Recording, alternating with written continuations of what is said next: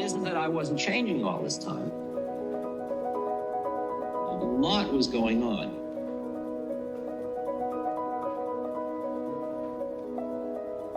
You see, I did a lot of what you call program trips.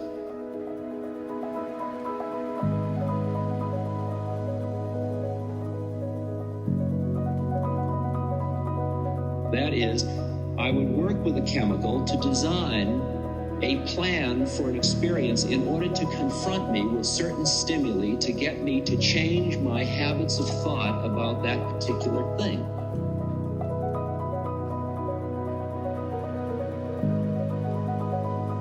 Because I knew that that was what was involved. It was changing one's whole cognitive map, if you will.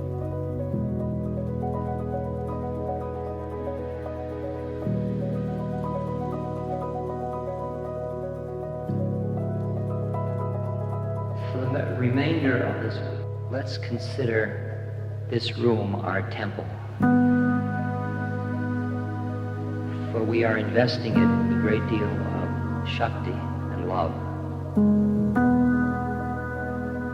When you come in here, come in quietly. Begin to honor the space.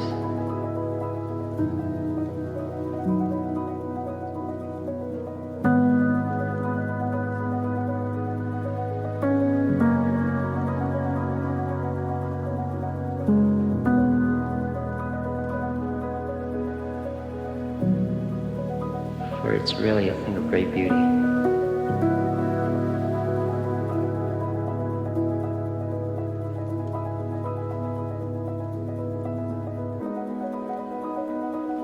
For some of you who already have a deep philosophical structure of what this is all about, it's all second nature to you.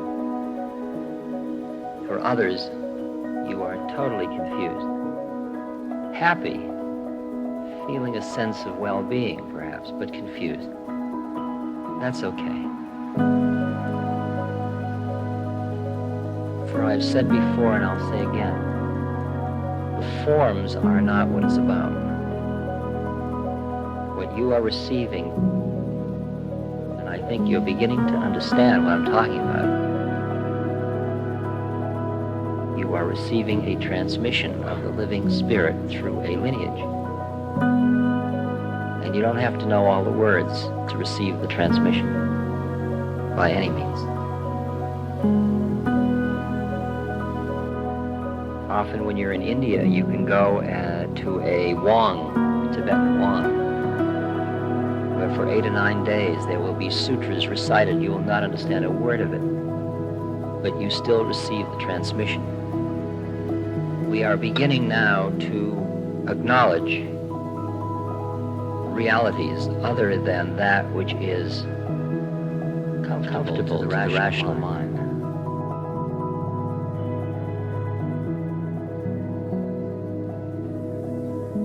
Is this a kiva? Is it a temple?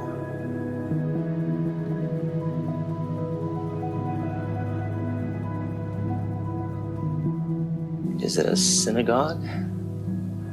Is it a mosque? Is it a church? Is it a hotel? Is it home?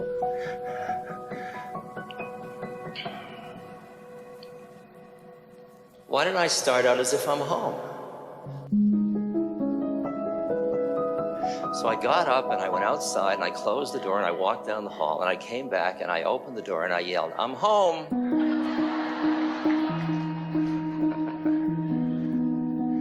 I thought, enough of waiting to go home.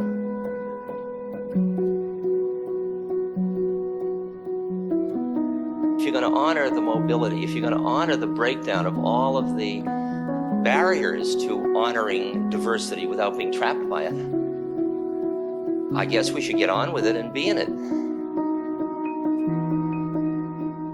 I realize we've spent an awful lot of time with the crucifixion, not quite enough with the ascension.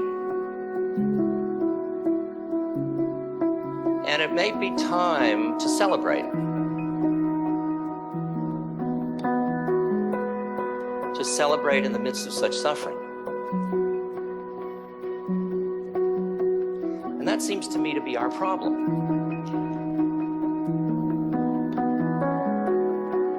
That we are so blown away by the suffering, we can't celebrate.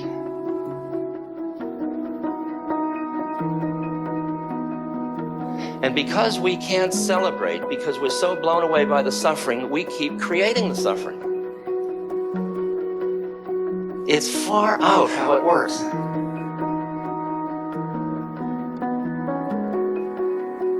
I mean, I realize that in most of the work I do to help other people, I'm like Typhoid Mary. I'm coming in doing good works, and everybody says, Ramdas is so good. And I am. I'm really good. You know? It's a great role in the world, I'll tell you. It's like liquid grace all the time. You know? But there's a place in me that still rips it off. That still is somebody doing something. And therefore, whoever I'm doing it to becomes somebody to whom I've done something.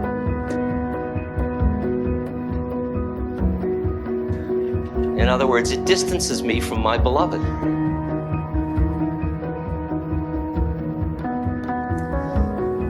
See, I kind of,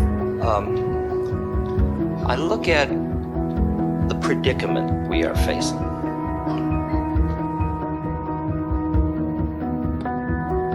The way I look at it is, we are shared awareness.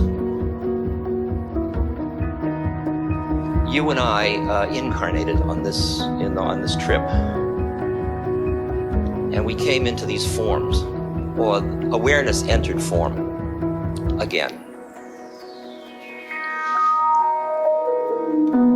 And once you were in the form interacted with other forms, and you became a form. Usually the way I say it is you went into somebody training. You came in awareness, and then slowly you were taught, I'm Richard. You weren't taught I'm Richard, you were taught you're somebody else. But I was the complementary template on which my parents printed my identity. Because I was who they thought I was, since their consciousness was defining my reality. Plus my genetics, my karma, a few other little variables.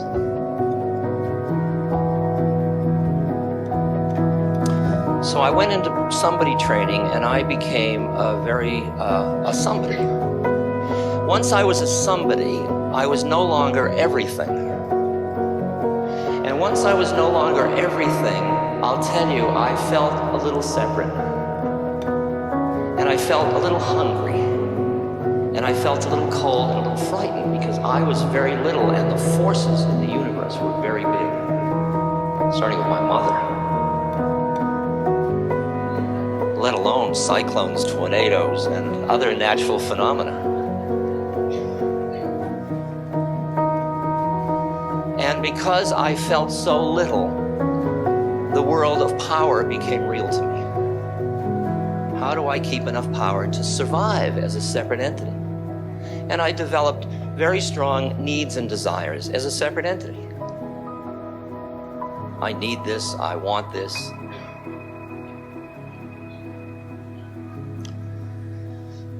And I grew up being somebody. And then in 1961, when I took the mushrooms at the kind hand of Timothy Leary, I recognized that who I thought I was a hype. I'd been had. And that what I was much more interesting than that. That I was, in fact, everybody in drag.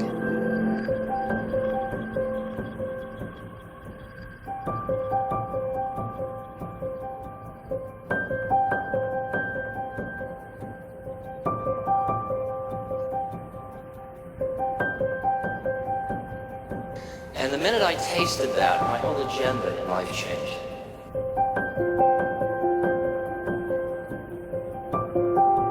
My agenda changed because I saw so clearly that I, busy being a somebody, in my actions kept perpetuating the separation between people.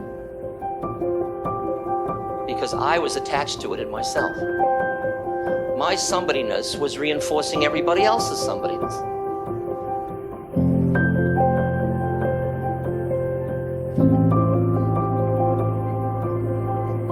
So,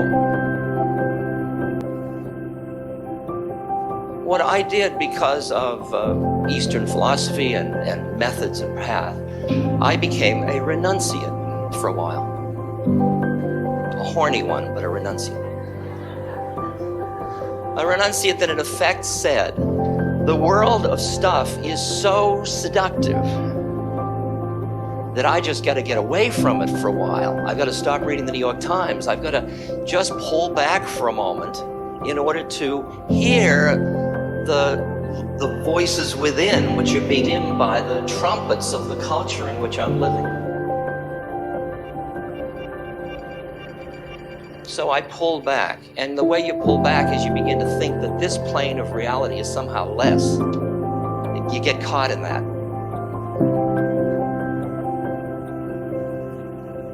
And then after a while of doing that, because what I saw was that if I went to act from where I was, the likelihood is I was going to create suffering, even if I was attempting to do good.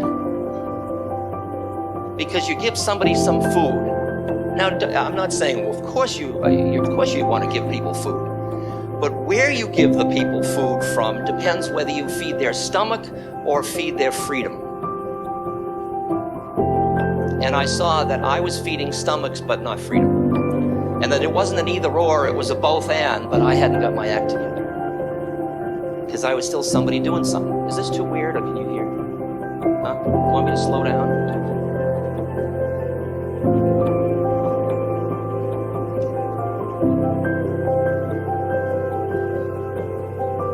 So I got into the strategy, we can't do good until we are good, and then we be good, and then good happens.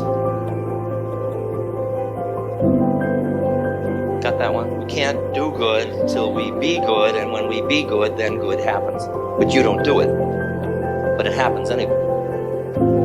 It's the Tao. One does nothing, and nothing is left undone. What I'm basically talking about is learning to live simultaneously on two planes of awareness. So that your actions are not coming just in reaction to the forms around you, but is coming out of emptiness. It is coming also out of another plane behind that where there isn't form. But it's so hard because of the seductiveness of the suffering and the wanting to do something about it.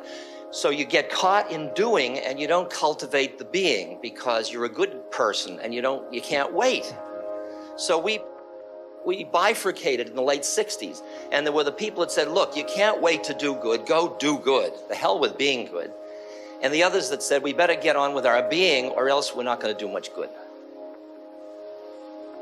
And we all did our part. And that was all the movements and all the stuff that we did.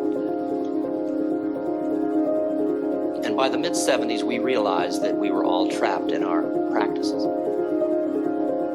The doers burning out, the beers feeling they were cut off from the life force of the universe because they were pushing away the world. I realized that if Buddha's right, that attraction or aversion of mind is the cause of suffering, and if I am averse to my own passions or my own pain or the world's pain or anything, it's got me.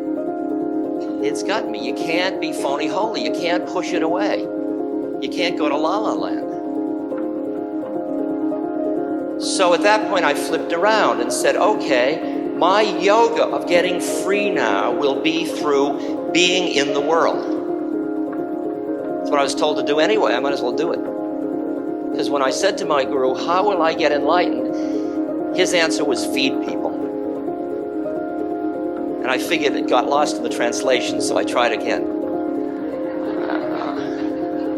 I say, how do I know God? He said, serve people. And slowly it turned out that was right. That was my way, because I'm named Hanuman, which is I'm Ramdas, servant of God, which means the name of the Hanuman, the monkey, and it's all it is for me is it is a strategy, a practice, a path that involves service as a vehicle to transcend dualism.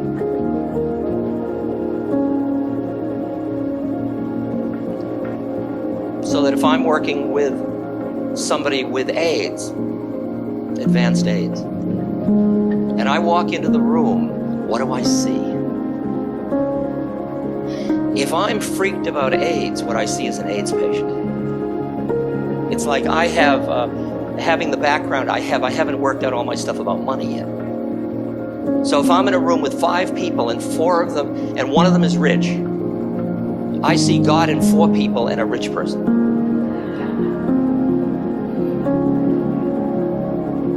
But horrible, how poignant I am.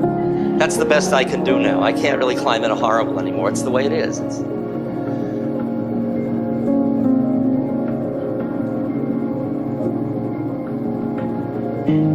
But the art form of looking through the veils and meeting another being in a space which allows whatever could be to be, rather than coming in with a program that defines reality so rigidly. I saw that as the game, and the deepest part of that teaching was in the statement, out of emptiness arises compassion. That when I am empty of my separateness for a moment, I experience the totality. I am the totality. And out of that gestalt, that intuitive gestalt, comes a response. And the response doesn't ignore that suffering, or that joy, or that reality, or that possibility. It's all part of which you can't analytically understand anyway. You can grok it, though.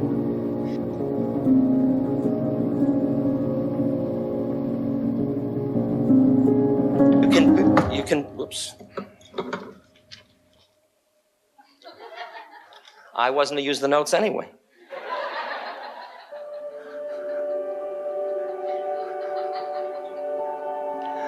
What a great teaching.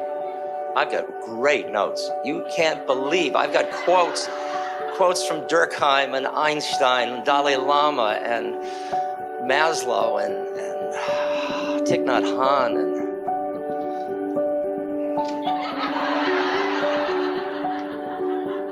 oh well. Blew it again for Omega. I'm supposed to come out and be erudite and very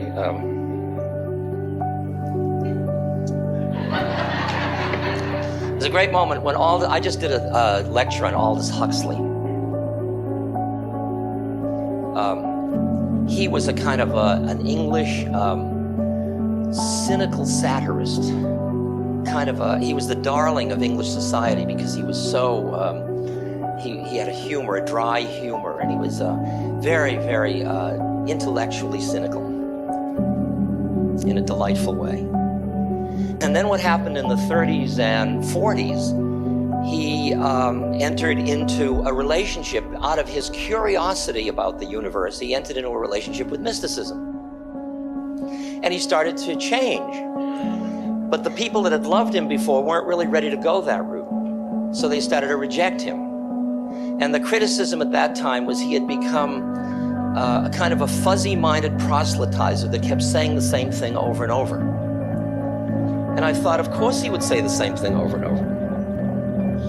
Because once you have touched it, what is it but to say the same thing in 1,000 different metaphors and ways?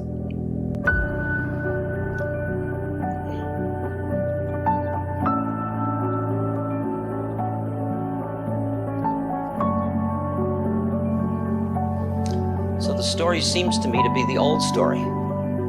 At one point, I was with Tom Berry, very beautiful, beautiful, beautiful man. And I'm sure many of you know him, and he comments.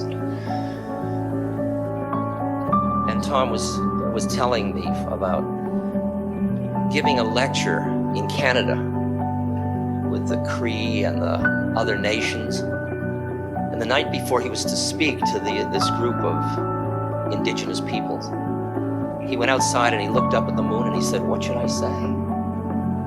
And the moon said, "Tell our story." And then he went and he asked a gopher, "What should I say?" And the gopher said, "Tell our story." And he asked the mountain, and the mountain said, "Tell our story." said, tell our story, tell the gopher story, tell your story, tell our story. In a way, this is our story over and over again. We come into form. We get lost into the form.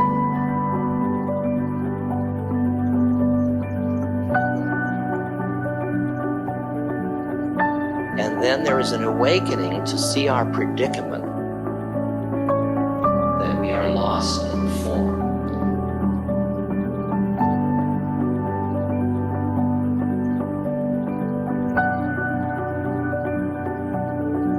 That as long as you're lost in the form, you keep perpetuating the suffering that is the experience of entrapment in form.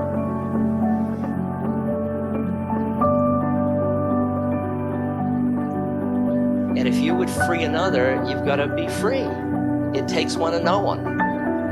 It takes one to touch one. But the thing is, you can't wait till you're enlightened to help people.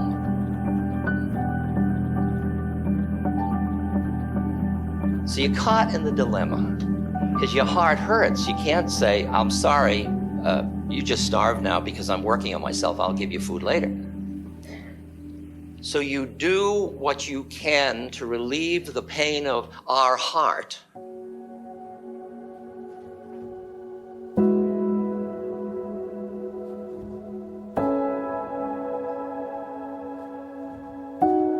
But you do it as an exercise on yourself to become free of somebody doing anything. In order to become an environment for other people where every interaction you have with them is a space in which they can become as free as they choose to be, and there's nothing in your mind that keeps trapping them into being something.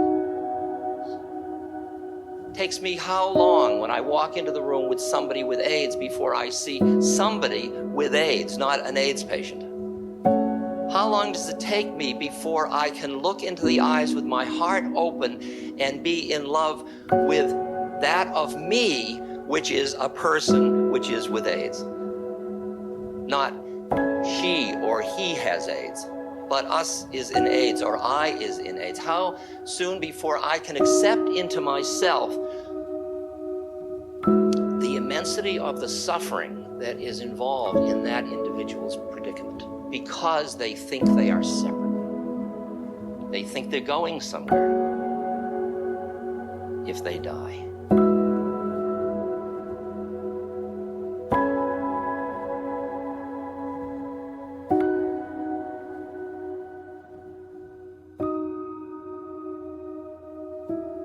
Ramana Maharshi, the great Indian saint, when he was dying, they said, "Oh, Bhagwan, don't leave us, don't leave us." And they were crying, and he said, "Don't be silly. Where could I go? Where could I go?"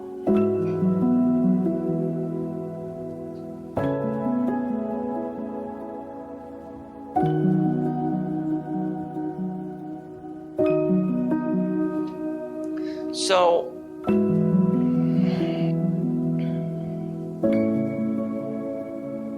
what I experience is that you and I are in a training program.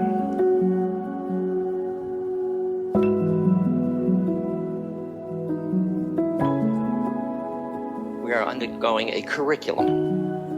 It's called Your Life. And it's a set of experiences through which you can transcend the space between experiencer and experience. You can keep opening into it and opening into it and opening into it until you have embraced the universe into yourself, and then out of you comes your next act. It's the wisdom of the Tao. It's not what I think I should do. It's what is being done. What it seems to me happened that was interesting was that years back, like 17th century, years back, there was an awakening sense of individuality. And yet it was so profoundly enmeshed because of survival necessity and because of geography and so on. It was enmeshed in social systems. Like when I go to India, I'm always blown away by how basic the people's identification is with their role rather than with their personality. And I come back and I realize what a personality cult we are. How addicted we are to a certain set of metaphors or myths to describe who we think we are and what we think our life is about. And we think that's freedom and a step up.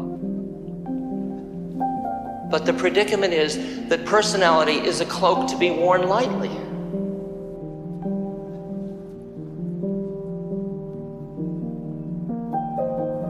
It is a lousy master and it's a great servant.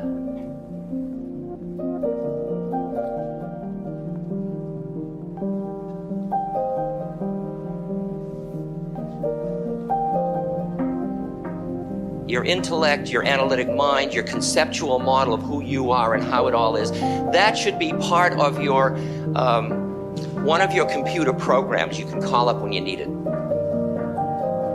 But to live stuck in a program, how uninteresting. How finite. How finite for an infinite problem.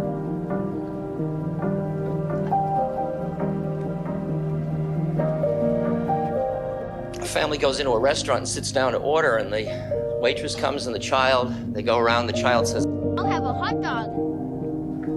And the mother says, No, you won't. You'll have steak and potatoes. Waitress says to the boy, Do you want mustard or ketchup on that? And she takes the order and walks away, and there's a silence at the table. And the little boy says, Wow, she thinks I'm real.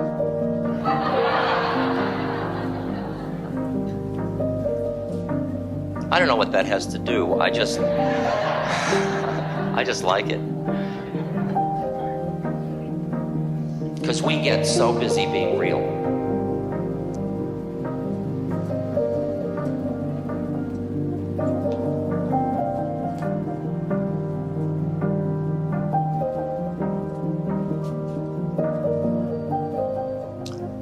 Afraid of death, achieving, accomplishing, needing, solving the world's problems, doing something about something.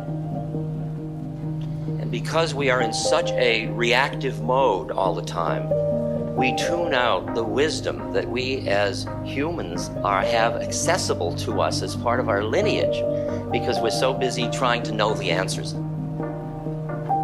I live much more with the mystery. People say, what are you going to do in the future? I don't know. Who are you, Ramdas? I don't know. Am I an anachronism from the 60s? I don't know. Or am I about to happen? I don't know. Or are both of those myths kind of trashy? I don't know. Any myth seems awfully finite. Aren't you an infinite set of beings? I am.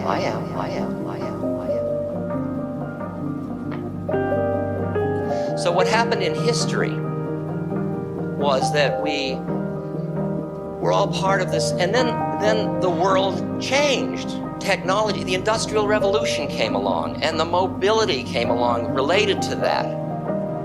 Ford's in his flivver and all's well with the world, says Brave New World. That the whole perception of humans changed. People became economic entities. They were connected with consumption and production. And people started to feel constrained, and they started to break out, and individualism was promised in the Bill of Rights. And individualism started to grow and grow and grow like a mushroom. And people's personalities, they started to so deeply identify with their desires and needs that all their desires and needs turned into rights. Far out. And you look at somebody and they say, if I want my rights, the question is, when they get them, are they happy? And the secret is, if they're happy going for their rights and not having them, they will be happy when they have them.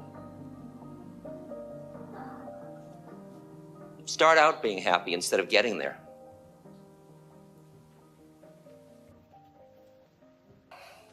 I think I have to get through the wet part to get you like one quote. It's just, yeah. See, the quotes you missed.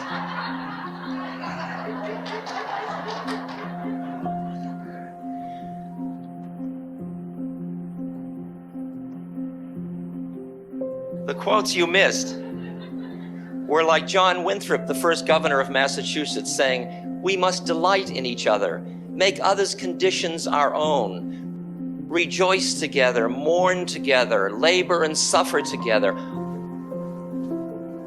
always having before our eyes our community as members of the same body."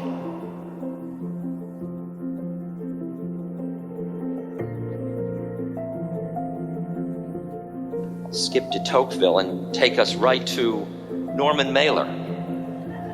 The task is to divorce oneself from society, to exist without roots, to set out on that uncharted journey into the rebellious imperatives of self. The decision is to encourage the psychopath in oneself. That was the On the Road. That was Kerouac and Corso and Ginsberg and Bill Burroughs and all the literary mishpacha. And that was the psychedelic. Psychedelics showed us the oneness in all things, but it also freed us from vertical patriarchal structures, and that left us free to think and feel and intuit for ourselves. But what we had residual, it turned out, was a lot of karma because of our entrapment in our individuality.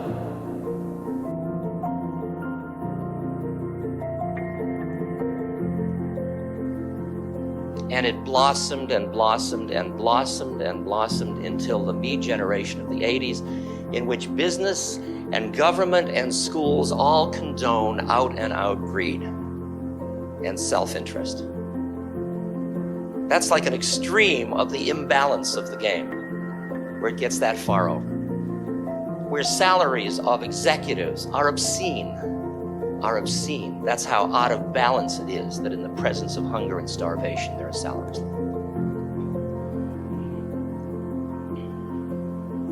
I mean, I try out different ways to play in the universe.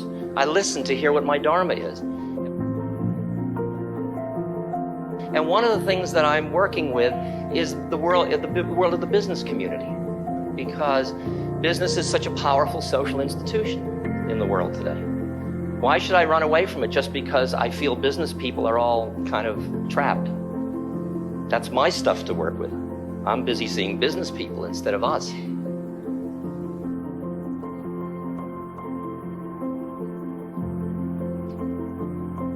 So I'm on the board of an organization called the Social Venture Network, which is fascinating. It's a group of people who come together out of business, people like Ben and Jerry, people like Anita Roddick, people like Levi Strauss, people on and on and on, Calvert Fund, all the different people come together to see if they can figure out how to be socially, whether social responsible business is an oxymoron. And basically, it probably still is. Because the profit motive uber alles, still. We are marketing, America is marketing to the world the roots of such deep suffering in its zeal to spread the wonders of its technology.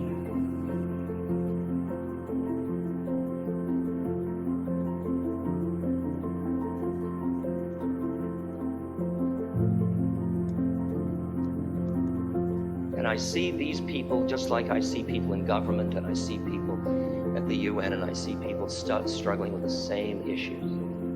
How do you deal with encrusted myths and conceptual models that the mind of the culture keeps reinforcing? How do you bring in a breath of spirit?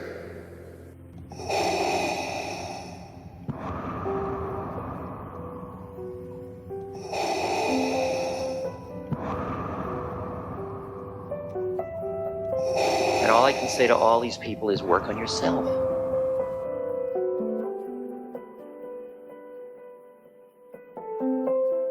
You've got to be the instrument. It spreads heart to heart to heart to heart. It's catchy, but you got to have the illness first.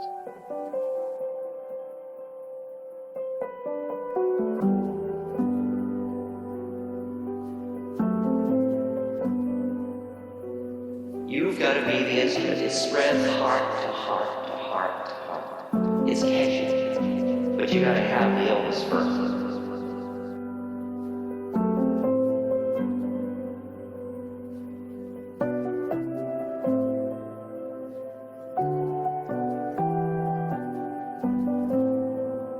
You've got to be free of the crucifixion in order to ascend. And that doesn't mean denying the crucifixion, it means embracing the crucifixion into yourself. If somebody says to me, "Are you happy?" I would say yes.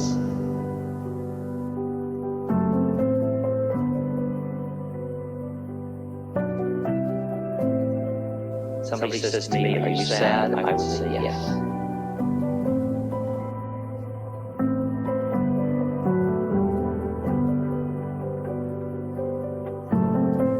Somebody would say, Are you hopeful?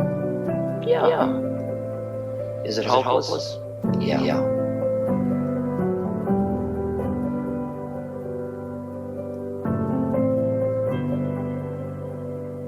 What you and I are required to do is find the equanimity within ourself that is independent of the outcome of the game. As the Gita says, be not attached to the fruits of the actions. It gives two injunctions. It says, don't be identified with being the actor and don't be attached to the fruits of the action. And you say, if I'm not identified with being the actor and I'm not attached to the fruits, why would I do it? So don't. Then what happens? Well, that person hurts and I really want to help them. Well, then go ahead. Oh. You and I mean, we're so afraid of our lack of compassion that we kind of feel we have to get behind ourselves and push to be good.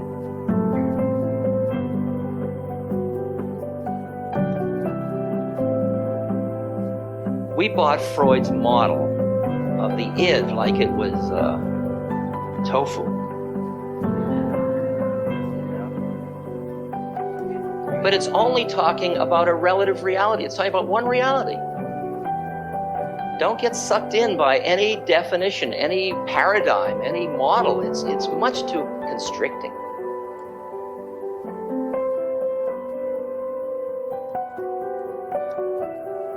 So in the 60s, we got so into individualism and we pushed the edge and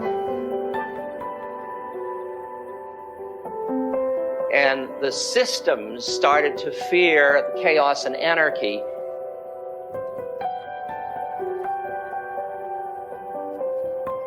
And there was a pushing back, and there was the fundamentalist movement and the conservative movement, and you saw that another revolutionary round was about to happen. And in the midst of it, you were listening to hear, is there an evolutionary process going on within a revolutionary process?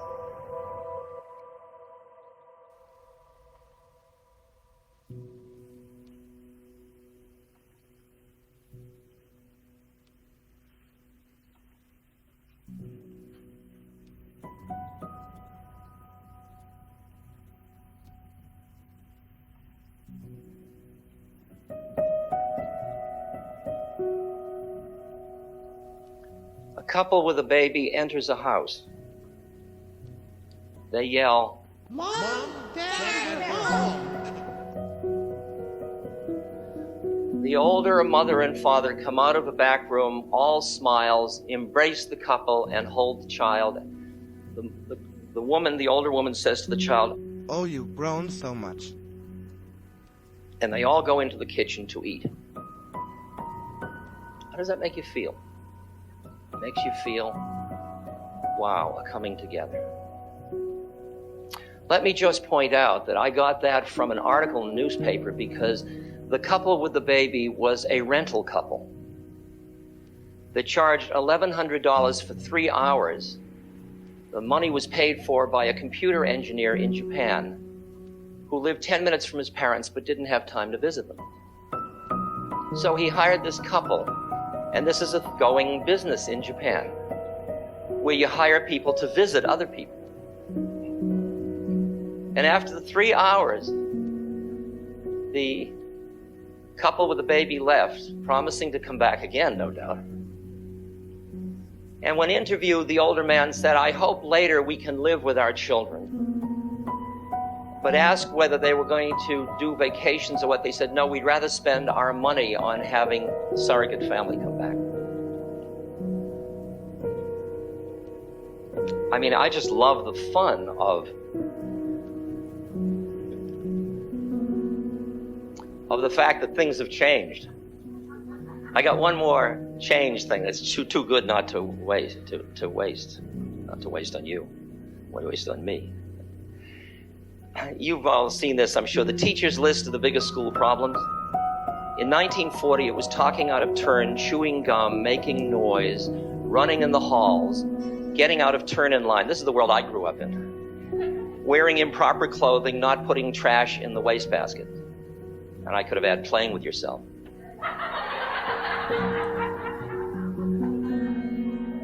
In 1990, interviews at the same school, the leading problems are drug and alcohol abuse, pregnancy, rape, robbery, assault, and suicide. That's who we are. Here we are. Here we are at home. We're all here.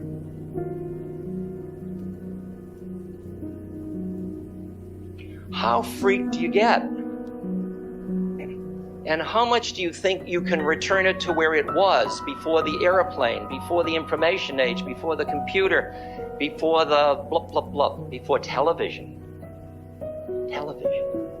Do you know that a child from 5 to 8, 75% of children between 5 and 8 watch television, and the average for a child over a year is that they see 20,000 commercials.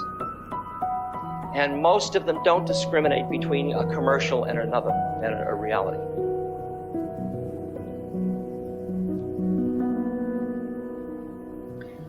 When I gave this lecture last week, I gave a lecture about Brave New World. And in Brave New World, which all this was published in 1931, he describes how women give their ovaries to the state. They get 6 months' salary for doing this. And then the ovaries go into the hatchery, where they are kept through chemicals alive and producing at a very fast rate.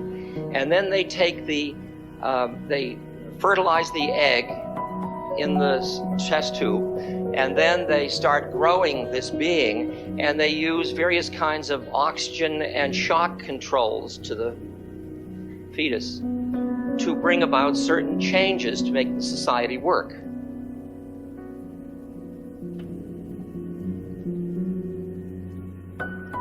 And then when the child is born, the child goes through years of hypnopedia. That means every night in sleep they hear thousands of times, "I'm so happy, I'm so happy, I'm so happy." And thousands of other times they hear, "I hate old things. I hate old things. I hate old things." Or they hear, "I love to buy things."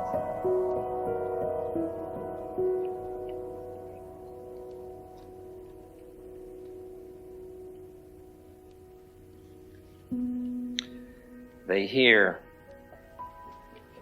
"More stitches, less riches. Never put off till tomorrow the fun you can have today."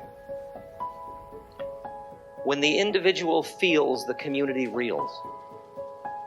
Everyone belongs to everyone else. I hate solitude. Imagine being conditioned with all those. Now, what that book did for me was it made me look at my society and see how I had been conditioned. And I saw how brilliant was all this prediction in 1930. That as we sit 31% of our spare time in front of the television set and get programmed to a certain set of values and attitudes, and The only way to deal with that is to bring into consciousness just how that process is happening in order to free you from it.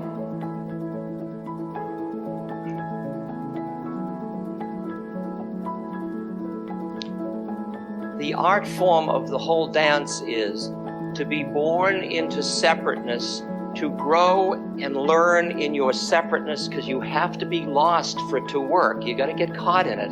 And then at some point to awaken. In Aldous' Island, he had an initiation rite which used the moksha medicine and various trials.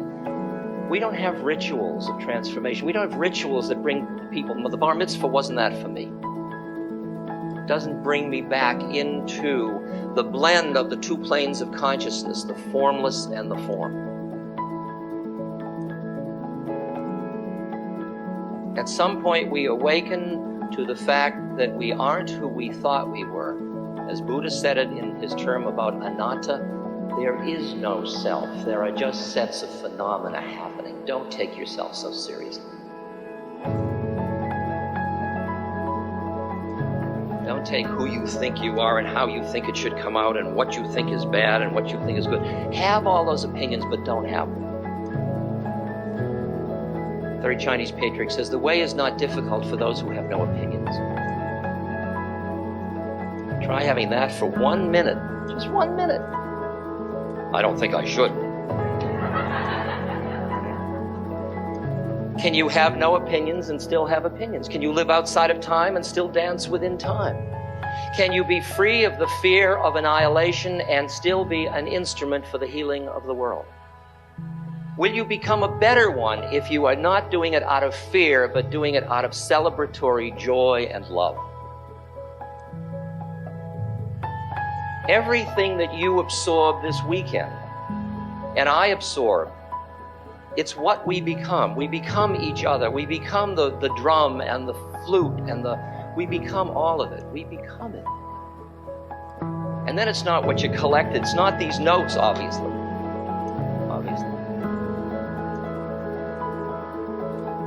What you really are ready to hear, you are. And what you are will affect everything you do. See, and it's scary for you to say, well, what should I do? Because we'll hear a lot of what we should do. And my answer would be, it doesn't matter. And you don't want to hear that. That's a scary place to be. The trust that if you say it doesn't matter and you're open to all possibilities, out of it will come, like judo or aikido, the act coming out of the silence that will transform. You will be in the existential moment now and now and now and now. Now and now and now and now and now and now. The best preparation for your own death is this moment. The best preparation in this moment is to be free of concept. Prolong not the past, invite not the future. Honor the past, honor the diversity, honor the wisdom of the past, but don't recreate it. Or maybe you will recreate it, but do it from a place not of fear and of trying to go back, but of opening and listening, so you are virtual reality, and you are all of it, and then out of that will come,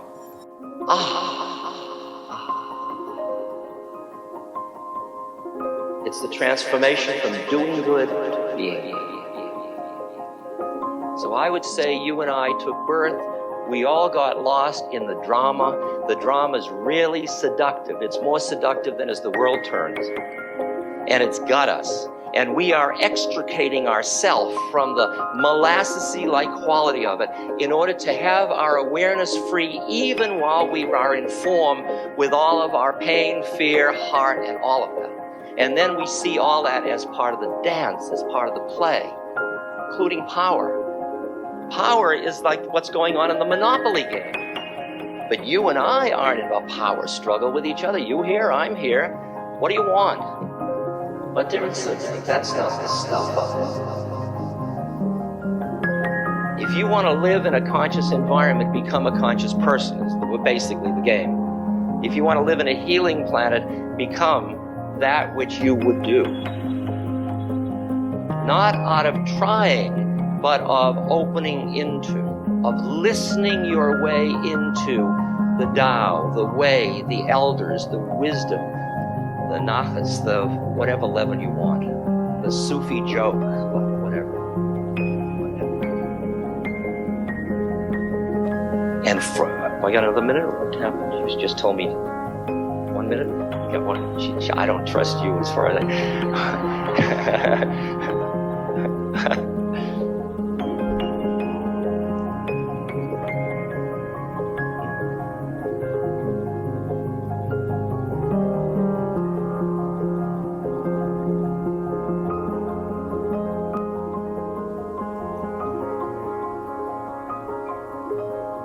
The exercises are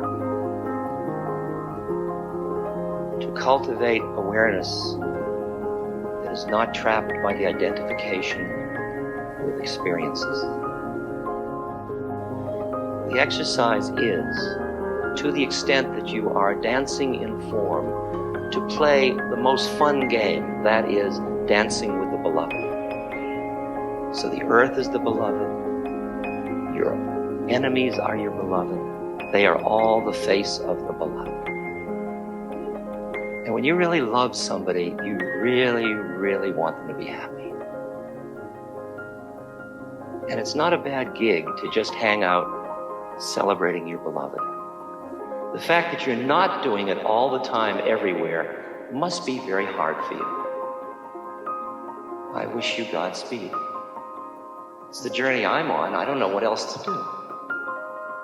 Inform to dance with the beloved and do it all in a space of absolute empty immanence.